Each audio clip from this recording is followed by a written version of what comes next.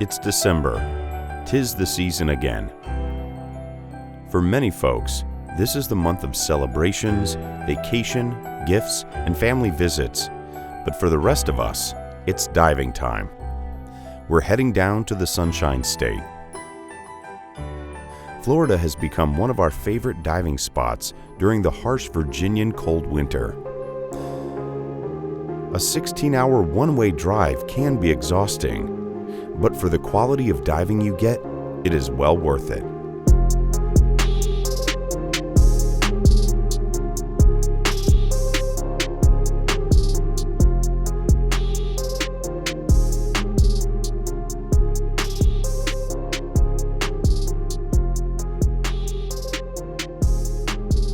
This week's weather hasn't been cooperating well with the local dive operations. According to some dive centers, no boats were able to get out due to the high winds and heavy rain. And even if they did, it won't be safe to dive in such conditions anyways.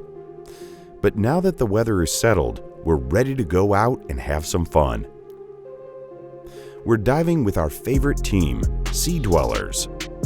They have their awesome crew that we got to know and who go beyond their job to make our dive safe and fun.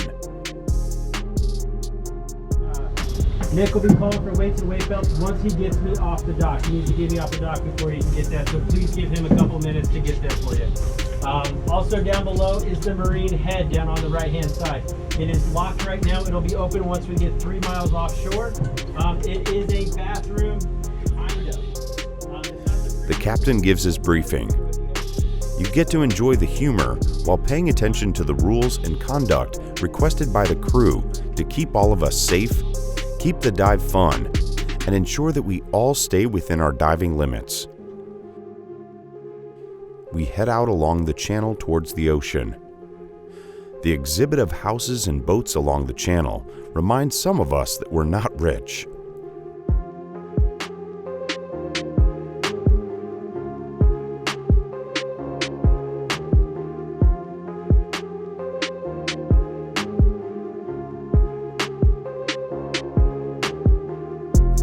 The Molasses Reef is a coral reef located within the Florida Keys National Marine Sanctuary.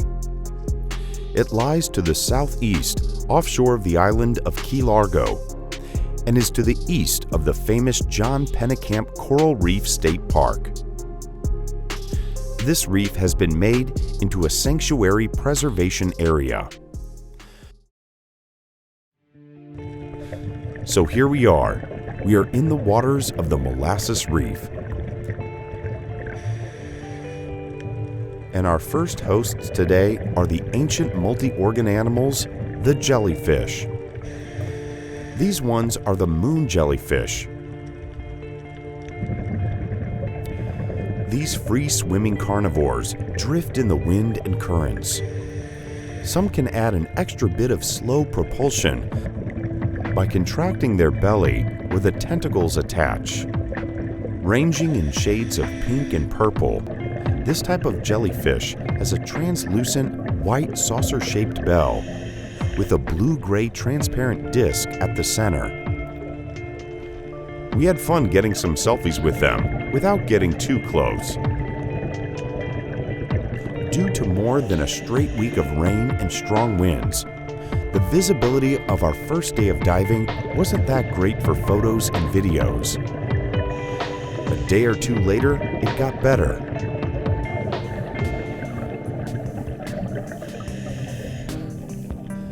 A Caribbean reef shark was one of the first residents we got to see after jumping in the water. When the visibility is good, the reef looks extremely colorful.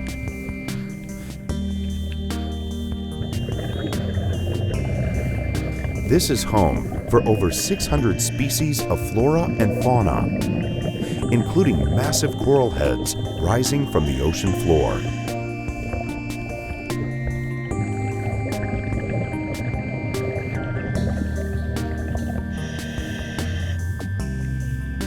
The reason why the reef is called molasses takes you into the realm of legend, as none of the potential reasons can be confirmed. The story goes that a large barge being pulled by a ship somehow ended up on the reef with its sticky cargo of molasses stored in barrels.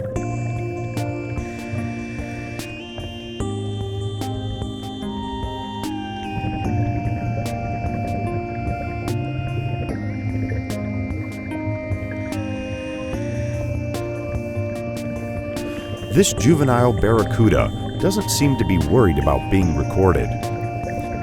It swims around the reef while keeping an eye on me. This one, on the other hand, is about 5 feet and seems to be napping under this rock.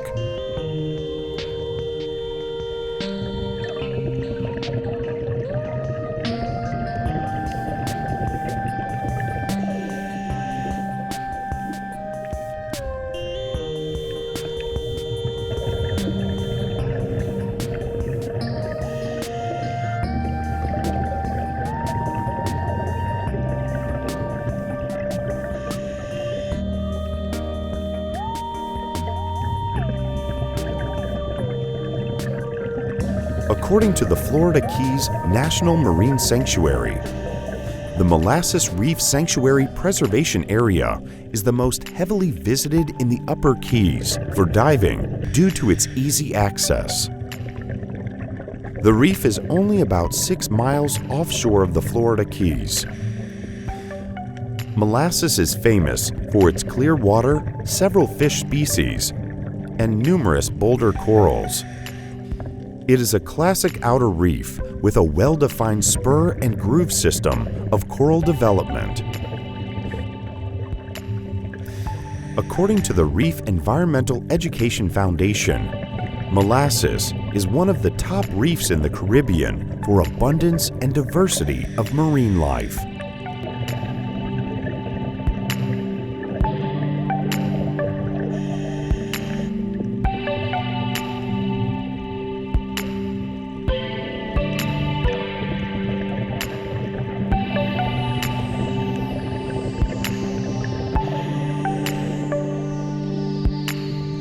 Now, let's take a look at the common residents of these waters.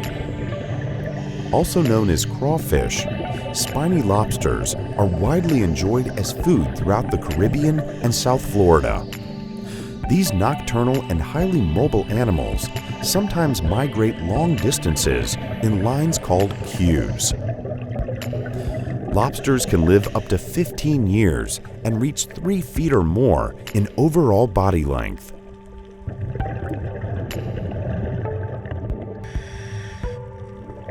Meet the hogfish.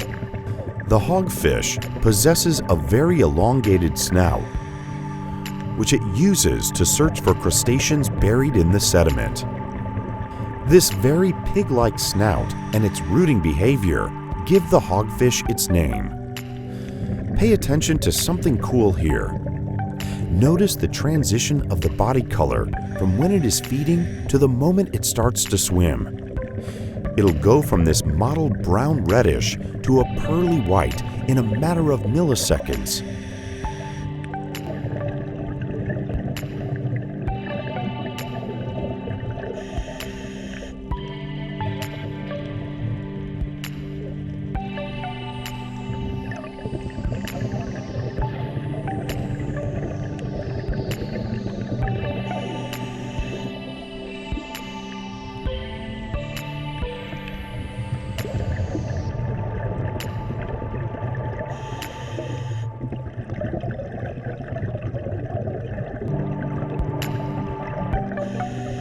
Filefishes are small-mouthed and flattened from side to side, and they have 2 dorsal fin spines, the first of which is large and erectile and can be locked upright by the smaller second spine. Filefishes also have small scales, whose small spines give the skin a velvety or sandpapery feel, hence the name filefish.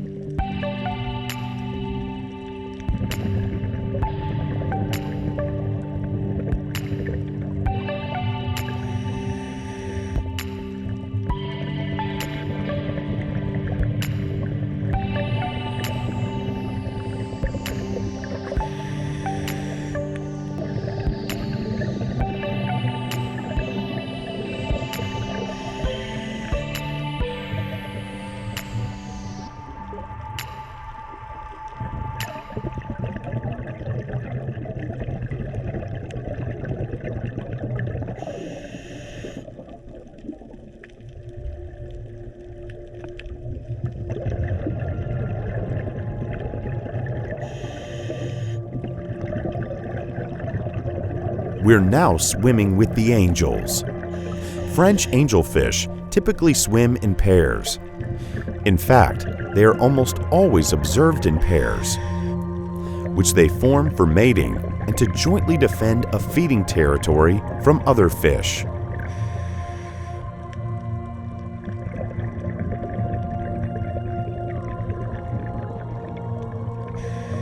This species reproduces via broadcast spawning, where the female releases her eggs and the male releases his sperm in the water column above the reef at the same time. This method increases the likelihood that eggs will be fertilized and that fertilized eggs will not be eaten by egg predators on the reef surface. Unlike some broadcast spawning species, French angelfish do not form large aggregations to spawn. They reproduce only with their partner.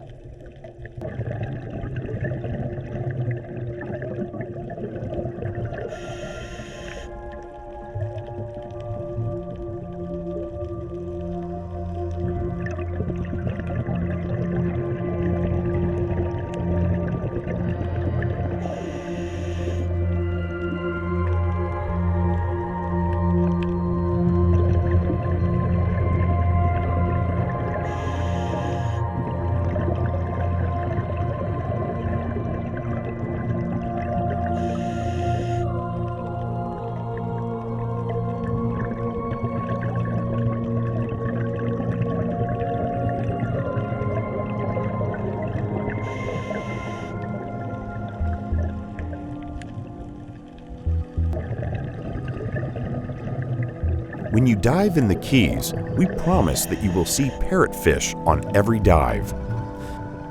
Parrotfish are a group of about 95 fish species regarded as a family or a subfamily of the wrasses.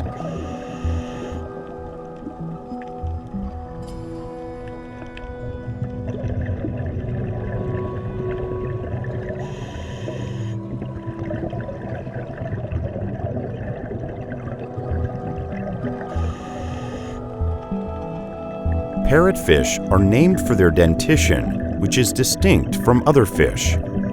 Their numerous teeth are arranged in a tightly packed mosaic on the external surface of their jaw bones, forming a parrot-like beak with which they rasp algae from coral and other rocky layers, which contributes to the process of bioerosion.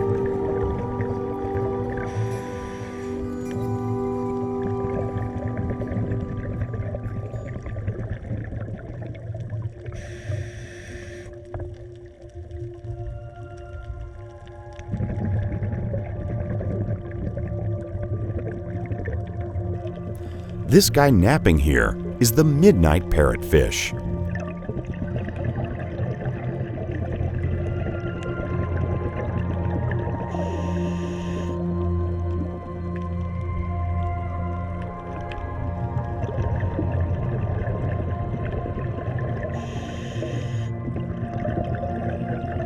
Parrotfish are colorful and voracious herbivores that spend up to 90% of their day eating algae off of coral reefs.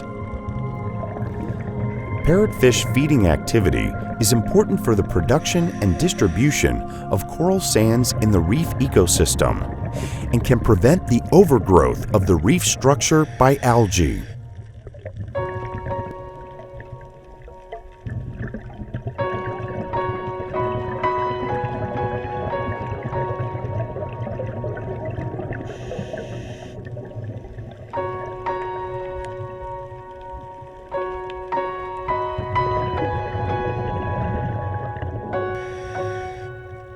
I am here to cry with you.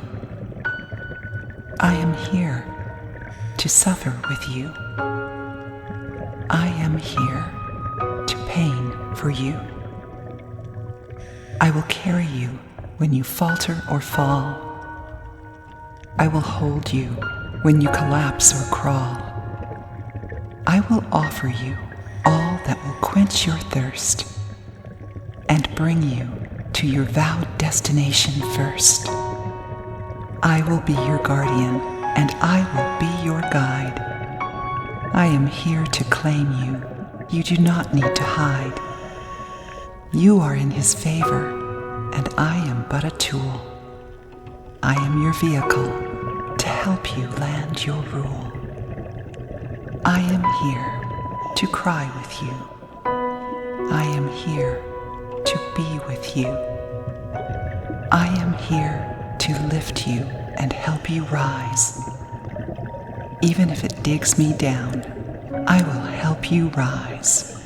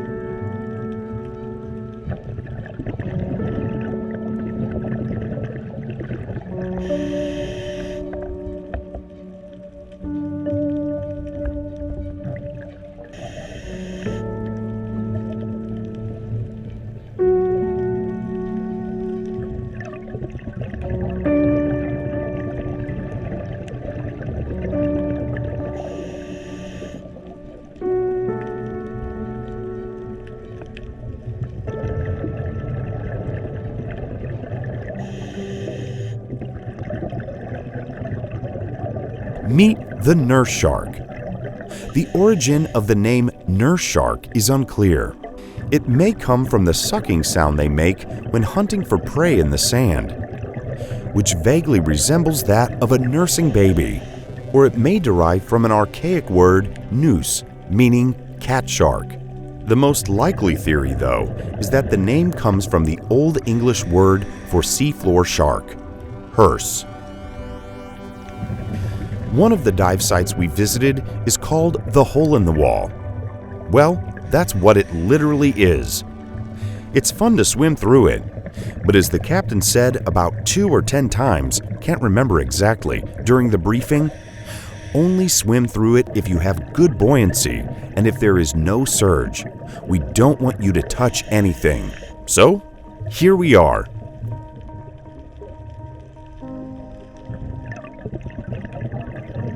Like in our society, You can also find wounded fish carrying along with their life and doing what they have to do. This spadefish seems to have escaped a serious bite.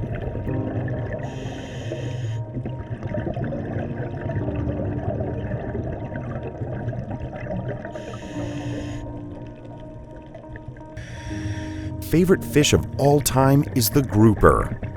It's elegant and gracious. You can see it here, swimming up to check the school of barracudas.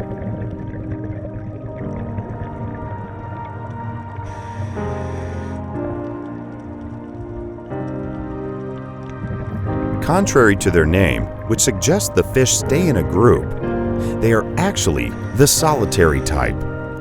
Unlike snappers, which move in groups, they are intolerant of the same species or other similar fish. Most species gather together in pairs or aggregations only for spawning.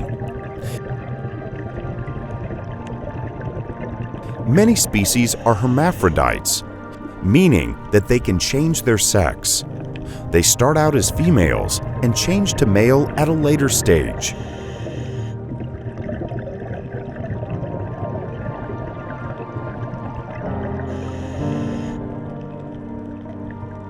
In addition to their possible great size, another defense that some groupers have is the ability to change the color of their skin. Sometimes this color change is simple, such as turning from dark to light in order to blend in with varying levels of light.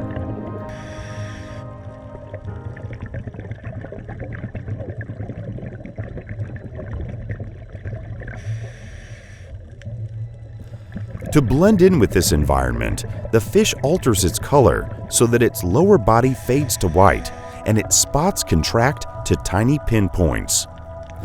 Other groupers have developed color patterns composed of stripes, spots, or blotches that help them to blend in with the bottom of coral reef areas.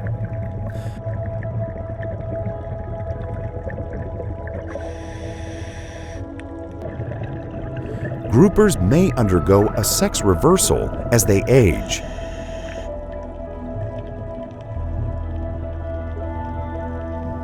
Groupers have been overfished in many parts of the world. Depending on the country and species, groupers may be protected. In the United States, Goliath and Nassau groupers are protected from all harvesting. Bag limits and size restrictions have been placed on other grouper species in the United States as well.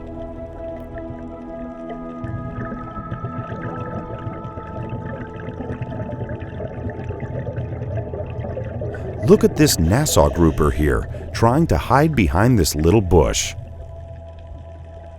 Doesn't it blend perfectly? Nassau grouper used to be one of the most common species of grouper in the United States.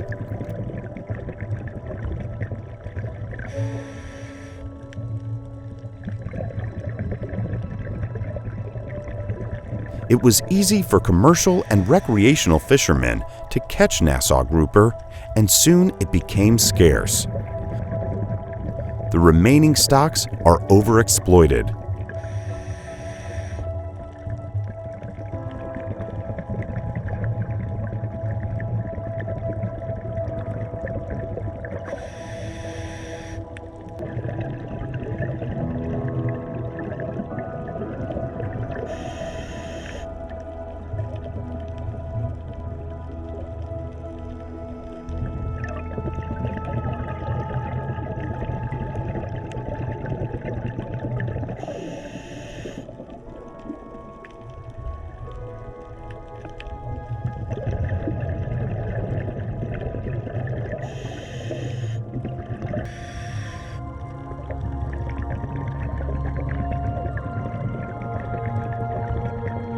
And here is the biggest of all. We were lucky to get to see one during this trip. It's the Goliath grouper. It is the largest grouper species in the Atlantic Ocean, weighing up to 800 pounds. Goliath groupers were once so overfished in the southeastern United States They were considered for listing under the Endangered Species Act. Today, the Goliath grouper fishery is closed to harvest throughout the southeast region of the United States as well as the U.S. Caribbean.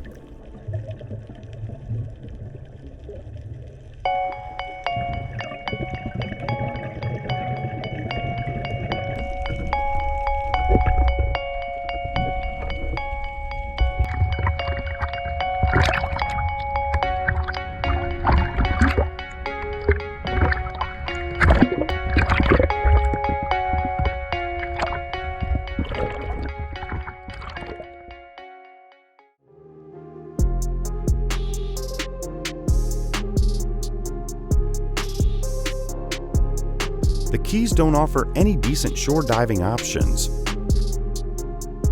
But driving north for about 2 hours, you can get to this place called Phil Foster Park, aka the Blue Heron Bridge. It was chosen in 2013 as the best dive site in the world by Patty's Sport Diver magazine for good reasons. The idea is to drive to the park. There is a parking lot right under the bridge. You gear up in the parking lot and walk a few yards to the beach. You need a flag so boats can spot you. It is required.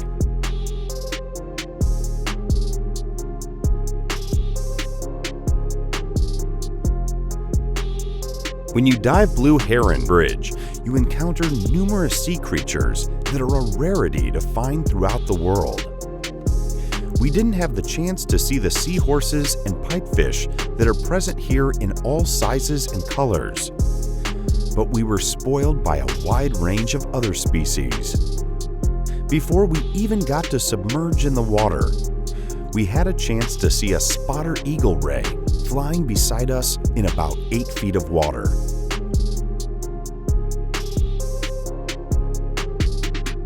Its diversity of marine life, its easy accessibility, and months of tropical warm water from late spring until late fall makes this a great place to dive.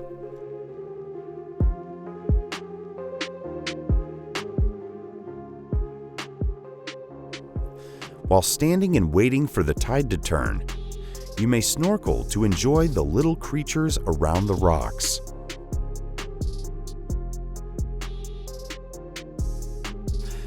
Half an hour before high slack tide is the best time to enter the water.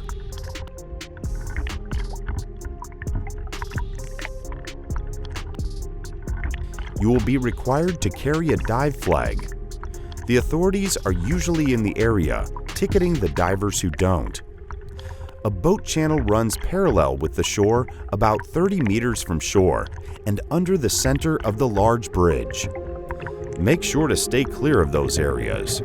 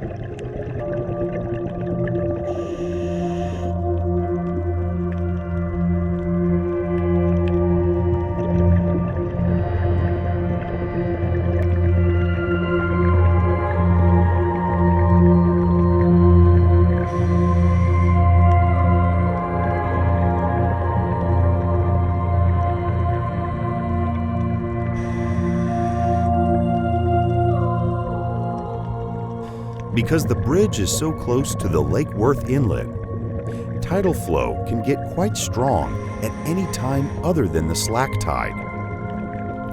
Low slack tide has dirty water from the inlet, so visibility will be at its worst.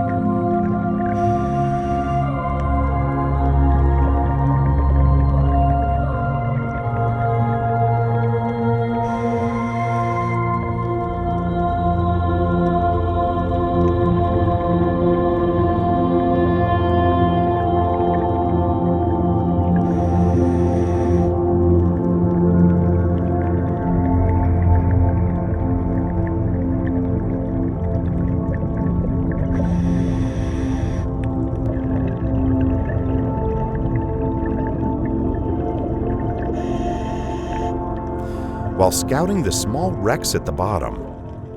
You could find more than a dozen species of fish and other critters in about 6 square feet of space. Every 2 to 3 feet, you are guaranteed to see something. Of course, the juvenile fish won't get intimidated. They are just swimming in their little holes, peeking in and out. The adults are a bit shy and don't want you to get too close to them. So while you are scanning the floor, make sure you take a look up around and between those pillars. You'll be amazed what you can find.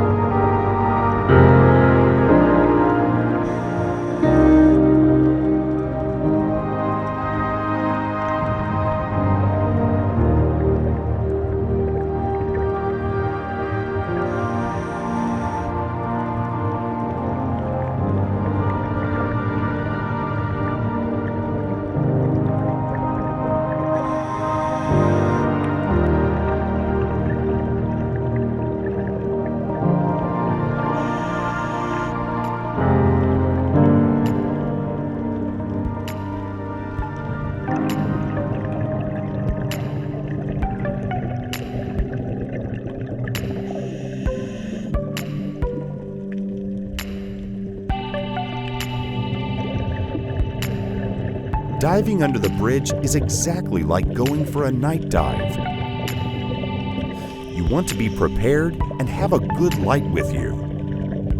And since you can literally spend 2 hours on one tank, you may want to get a backup light so you can enjoy the critters, nudibranches, and crabs hiding in those little cracks.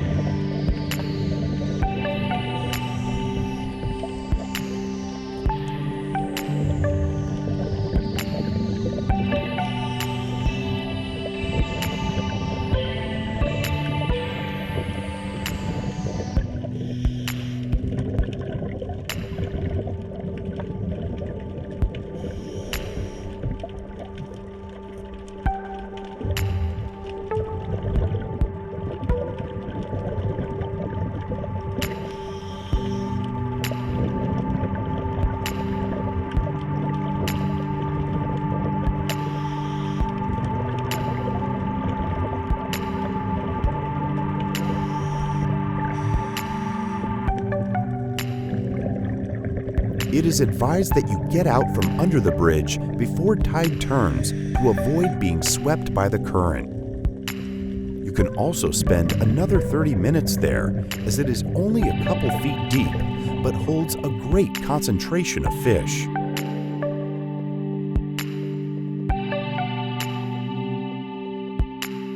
Thank you for watching. Please share, like, and most importantly, subscribe to my channel to get other updates.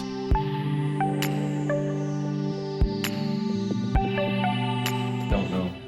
So we may see you next year? No, not next year.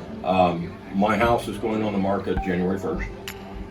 It may take forever to sell, but You think I think by the probably around June-ish would be the longest. Oh, that I'd okay. be here.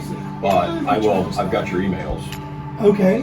so I'll keep Will you you still posted. be around? All of us, they're all like, yeah, we're going out. Maybe. If I sell my house. It really does. That's all dependent on. In the perfect world, I'd sell my house in about 3 days. I don't think that's going to happen. I don't know, Brian. The market's a little softer than that, but I don't know. I'm kind of in a limbo. What we did today was we went out to look at it, and as we got closer and closer, and it got bigger and bigger, what we decided, we put our heads together, that pointy little head, and this round, whatever it is, and what happened is we decided safety first, and we turned around and came back home. Therefore, we're all back at the dock right now, making videos. And I'd just like to thank everyone that went out today and tried it. And a lot of people look at it and say, we could do that. It's like, you could, but you don't want to. That's all I got.